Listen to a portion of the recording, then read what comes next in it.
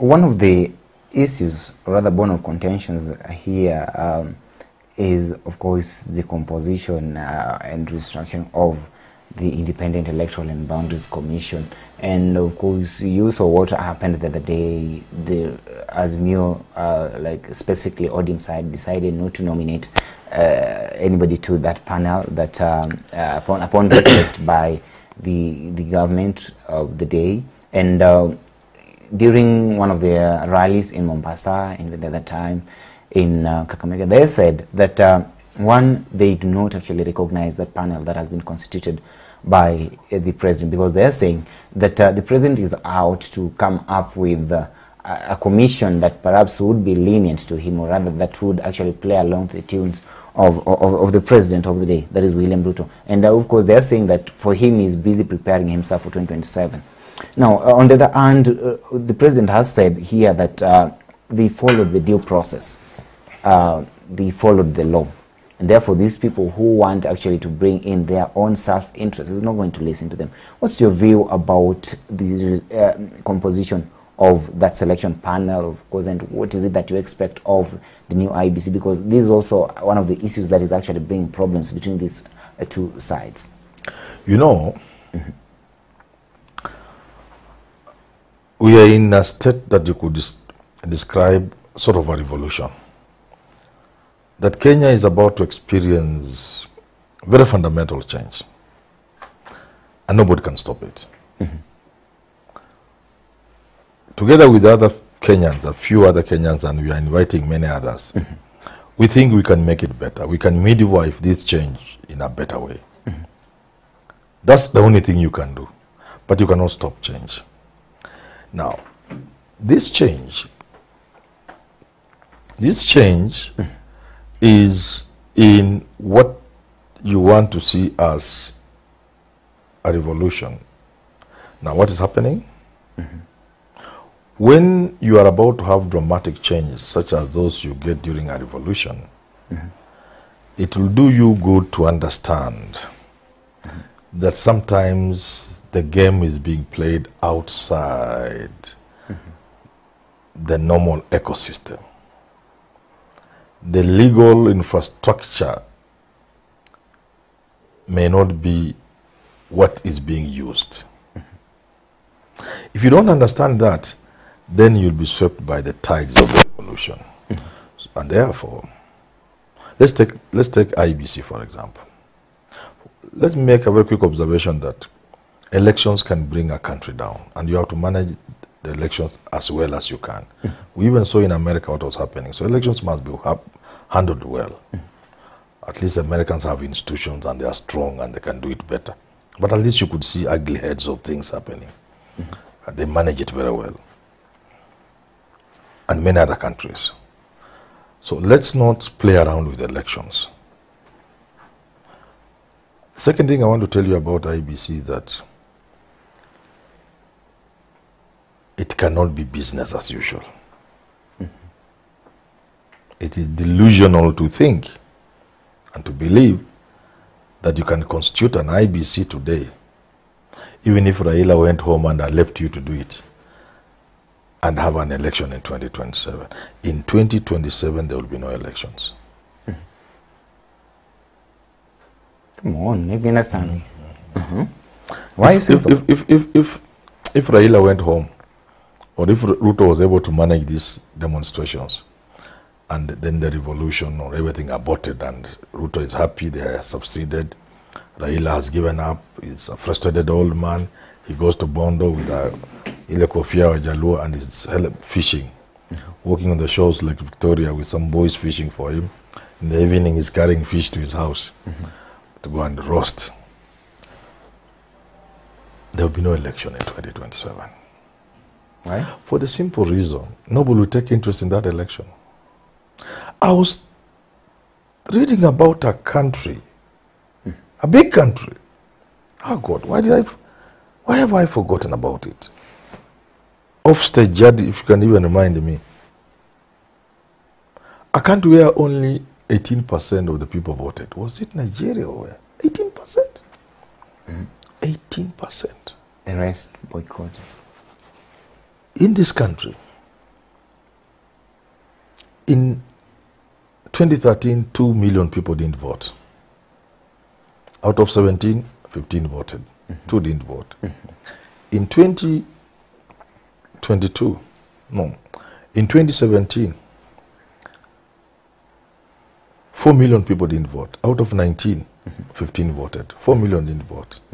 In 2022, last year, out of 22, 14 voted. 8 million did not vote. Out of the expected 6 million we are supposed to register for young people, only 2.5 registered, less than 50%. What does that tell you? The people are increasingly losing confidence in elections. And while there may be many reasons, including youthful populations who don't see anything in politics, the way we manage our elections is a key contributor to that apathy. You get it? So that today, if Raila chooses to go home, or if Ruto defeats him in this so-called Mandamano,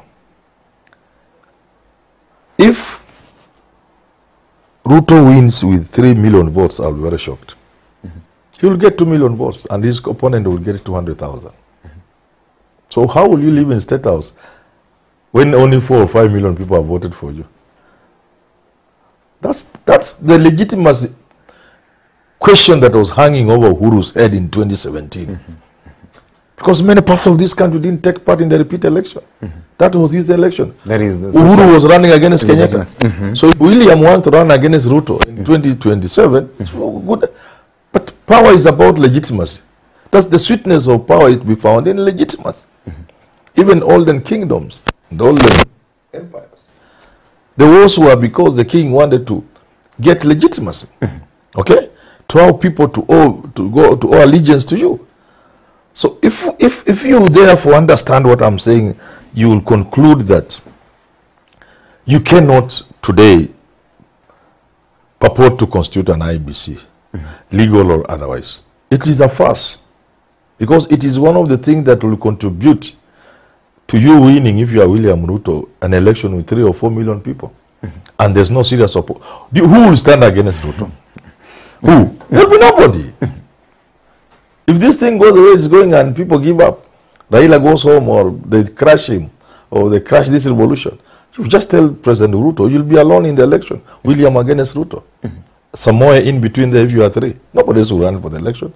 Another thing, to the Supreme Court. Nobody will go to the Supreme Court. That will have William in the likely event, Ruto versus Samuel. Yeah, in the likely event that somebody like Alonzo Musyoka was fronted by Azimio, and he gets 2 million votes, and the Ruto gets 3.5, so that only 5.5 million have voted, or 6 million people, or 7 million, or 8 million people. Instead of going up, they are coming down.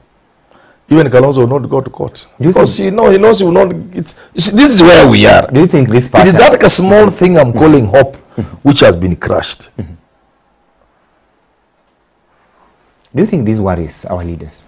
It should worry them. It should worry. And the reason why we have started this thing of Kenya is too good to go down is to keep reminding our leaders that Kenya is too good to go down. That you should be worried. You should be concerned that tomorrow we can wake up to find we don't have this country, which I think we should be loving, all of us, maybe just some. So leaders are blinded, and they need to be constantly reminded. And even what we are doing with you today is part of that reminding. Somebody will listen to us. Who knows, he could pass a word to somebody like Raila and Ruto and tell them, hey, it seems to be, you people, maybe you are overlooking certain things. It's important. Some church leader, very serious church leader, can be listening to us today and get his colleagues and visit Ruto in State House. Definitely. Just those other church leaders. Just hold it a bit there, Prof. We're getting back to you shortly. Let me read a few comments from our friends here on YouTube, of course. This is Jerry O'Kelly. He's saying, Manyora, why can't you vie for president? What are you afraid of? We'll support you. Because we've seen a lot of these comments back then. Who tells you I can't run? I can run for president. and then somebody's saying, Herman, please highlight the issue of Matiang'i, because that would be also in the context of national unity. Then we'll at least find time to talk about that, but perhaps towards the end of this conversation. Here, another person by the name Harrison Oruya He's saying President Ruto demonstrated he is not serious about public service delivery when he appointed Aisha Ajuma as the CS for public service. Okay. Then Justice Limumba says, please, Prof, I need Raila to extend a hand with Ruto because Ruto is chest thumping too much. The only way to go is Sri Lanka style, Prof. Somebody saying that. I don't think anybody wants Sri Lanka here. This is Patrick Wambua saying he's joined already. Justice Lumumba again saying Sri Lanka style is the only way. Some people are saying that. Of course, we'll still continue actually sampling some of these comments as they stream in here.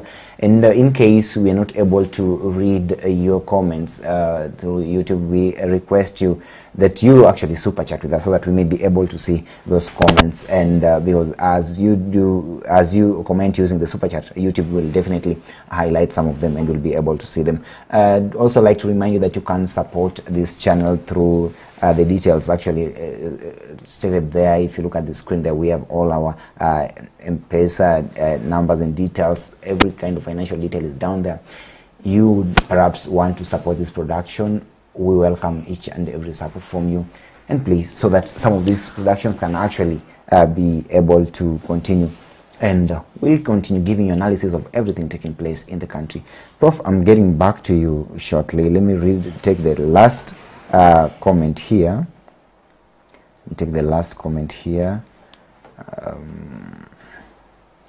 Somebody, voice of the innocent, he's saying, which kind of talks can the two sit down and discuss, yet they believe in different ways of understanding things? Somebody say, how are these people going to talk? They're talking about their country. You got to talk about your country. That's what I'm talking about. Talk about our country. Raila, you seem to have grievances. Ruto, you seem to believe you want fair and square and you want to run the country. You have a responsibility. Kenyans have elected you. You have an agenda to deliver. Raila is not seeing that. Raila thinks you didn't win square. That's the beginning of, you can begin from there. And you can then finally settle on the things which are important to Kenyans, that are not about who is in power, who is not in power. Okay, now, Prof, right now, a number of Kenyans would say we need some sort of a strategy that works. That is, those who perhaps would be affiliated to the Right Honorable Raila Amolo Odinga, they would say so.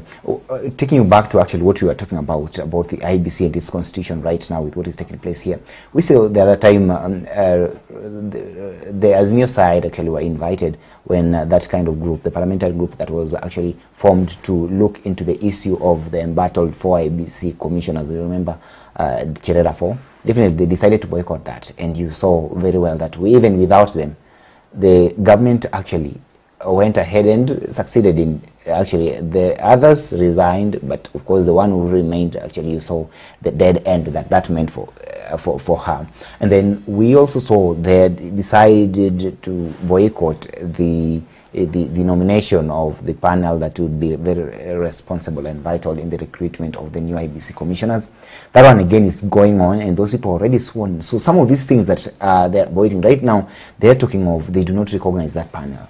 And they are telling the country that we should go back to the IPPG of 1997, that sort of model could be used in the reconstitution of the IEBC, because they're saying that let each and every party, because we are all stakeholders in this, let us all be involved so that at the end of the day we come up with a very good commission, one that can be trusted by all, or rather both sides in this country. So I wonder what is it that is actually taking place. Yes, they are calling for that, but they were told to nominate a member and they refused. Look here, whether or not ODM joins the selection panel, to me is neither here nor there.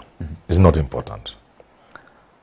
We've gotten to a point as a country where we must have a national conversation around elections. It is informed by the fact that elections are so important, so critical, that if we don't take care, that is what will bring this country down, if nothing else will have brought it down. So we cannot afford to play around with the management of elections. Once we know that, we need to sit down and have a very serious conversation around elections. In fact, beyond parliament. And I've given my thoughts, and other Kenyans can give their thoughts, and together we can distill these ideas and have a proper way of managing our elections by building the right infrastructure, the right ecosystem, the right environment in which you can conduct an election. We need to have a conversation around the work of the commission. Must it be as full-time as it is today? What are other people doing? Must it have 7 commissioners? Should they be more? Should they be less? Last time I checked, India has hundreds of millions of voters. Hundreds of millions of voters. The elections officials alone are more than the population of Kenya. And yet it has for many years had only 3 commissioners. I don't know whether that has changed. So we need to ask, do we need more? Do we need less? Must they be full-time or part-time so that the day-to-day affairs of the IEBC should be conducted by the secretariat? Those are some of the... How the next thing is, once we agree on the number of the commission and what it needs to do, whether full-time or part-time, how do we select the commissioners? Is the current method well? Has it worked for us? My honest answer is no. Those who are saying players should not participate in choosing their are wrong. Because there are known methods, there are methods experts have identified that you can use to populate a commission to run an election. Sitting up there, not very bottom, not even middle, almost up, is this idea where the major political players select the membership of that commission along the lines of IPPG 1997, when the major political parties came up with a commission. To date, it seemed to me to be the best we ever had, which Kibaki then rubbished, and we landed where we landed in 2007. There are issues like, for example, are we being served well by an electoral commission that is seated in Nairobi Anniversary Towers? Or do we need to have some form of decentralization along the lines of what happens in America? Might it not be better for us to put the electoral commission in the county level so that there's Nairobi, but there's semi-autonomy in terms of operation for the electoral commission at the county level? Of course, there will be issues we'll have to deal with as we learn from other people, the challenges they have faced. And there are many other things. Is the infrastructure we have, which we are calling electronic voting or whatever, is it serving us well? When we ask these questions, people say you want to, but even countries like Germany are having a fresh look at whether the electronic voting is perfect, is good, they should go. So these are the questions. And this is just from one man called Manyora. I've heard something from Raila. Somebody else, Kenya, will add. And finally, a national conversation will bring some kind of, we shall distill all these ideas and we come up with a way forward and say, okay, now, henceforth, this is how Kenyans are going to manage their elections. You see? So it's not just a question of how this IEBC is constituted. That has been overtaken by events. If we go in that manner, there's no election we'll have in 2027. It will just be some fuss, some comedy. As things stand right now, it will just be some comedy. The president spoke yesterday, and he said very well, the panel that is there was actually chosen under the law. It's legal, and this is actually what we are going to use. I tried to say something. Maybe you didn't hear, or you pretend you didn't hear. Since you speak on behalf of the people, let me repeat this. Sometimes things get to a point where you cannot handle them within the confines of the law. You cannot say now that the law says this is the constitution. Some things get beyond that. And the only way to handle them is to bust and get out of the law to handle it. That seems to me is where we are headed. We are headed to a situation where, in order to solve some of the problems, our leaders cannot hide in the law. This is what the law provides. This is what the law says. This is what the constitution says. And that's how big changes are achieved. You cannot achieve the sort of change I think this country requires by working within the confines of what you are calling the law. For example, you cannot tell me because the law is being followed in constituting an election commission, then we must follow that law. Because at the end of the day, in 2027, there will be no election. What you shall have will be comedy, a farce, in which less than 30% of Kenyans, about 20% of, actually if you look at those who should have registered, I think by 2027, we need to have about 30 million voters, just off the head, for example. Because this year we were timing about 25, 26 last year. So maybe we need to have 30, 32, 34, 35 even. You know, look at the population growth and all those other factors. If now 5 million people vote out of 30 that should have been registered and voted, can you really call that an election? Can the victor really go home and say, I'm the president of the Republic of Kenya? Can you celebrate your victory? And where shall we be taking the country? With that level of apathy and lack of interest in what's going on in our elections, in our politics, can the country be said to be safe? So in short, you're saying if the president goes this way that he's actually decided, then that is where we're headed. Yeah. It is simple. It's obvious that the attention we need to give IEBC cannot be the sort of attention. Why would it bother him yet, even if he'll be elected by one person, even if one person decides to vote and that person votes for Evans, then Evans will definitely become the president. But you see, the law talks of total votes cast. Legitimacy, I've told you, legitimacy is always very, very important.